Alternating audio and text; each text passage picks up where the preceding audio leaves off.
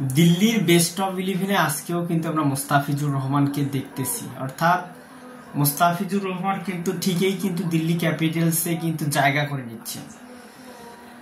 আজকে অবশ্য দিল্লি ক্যাপিটালসের শেষ ম্যাচ আইপিএল এ। আপনারা সবাই জানেন যে দিল্লি ক্যাপিটালস নকআউট পর্বে কিন্তু যেতে পারবে না। তো আশা করতেছি দিল্লি ক্যাপিটালসের আজকের ম্যাচ মুস্তাফিজুর রহমান শেষটা সুন্দর করে রাখবেন। এর আগে দুইটা ম্যাচ দুর্দান্ত পারফরমেন্স করেছে মুস্তাফিজুর রহমান। দিল্লি ক্যাপিটালস মুস্তাফিজুর রহমানকে নেয়ার কারণে ভারতীয়রা কিন্তু সোশ্যাল মিডিয়ায় কিন্তু আন্দোলন প্রায় এবং কটাক্ষ করে বলেছিল কেন বাংলাদেশি প্লেয়ার দিল্লি ক্যাপিটালস। তো দিল্লি ক্যাপিটালস কেন মুস্তাফিজুর রহমানকে নিয়ে এসে বিগত দুইটা ম্যাচ মুস্তাফিজুর রহমান তার প্রমাণ দিয়েছে।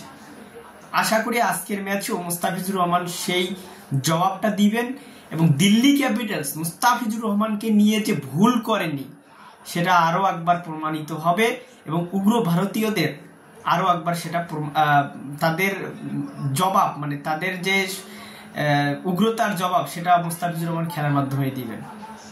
সো আজকে মুস্তাফিজুর রহমান কিরকম পারফরমেন্স করবে অবশ্যই কমেন্টস বক্সে জানাই দিতে পারেন। আমি আশা করতেছি মুস্তাফিজ আজকেও দুর্দান্ত পারফরমেন্স করবেন। অন্ততপক্ষে শেষ ম্যাচে মুস্তাফিজের খাতায় যেন উইকেট লেখা থাকে এটা আমি আশা করব। মুস্তাফিজের জন্য শুভকামনা, দিল্লি ক্যাপিটালসের জন্য শুভকামনা। বাই বাই, নেক্সট ভিডিওতে দেখা হবে।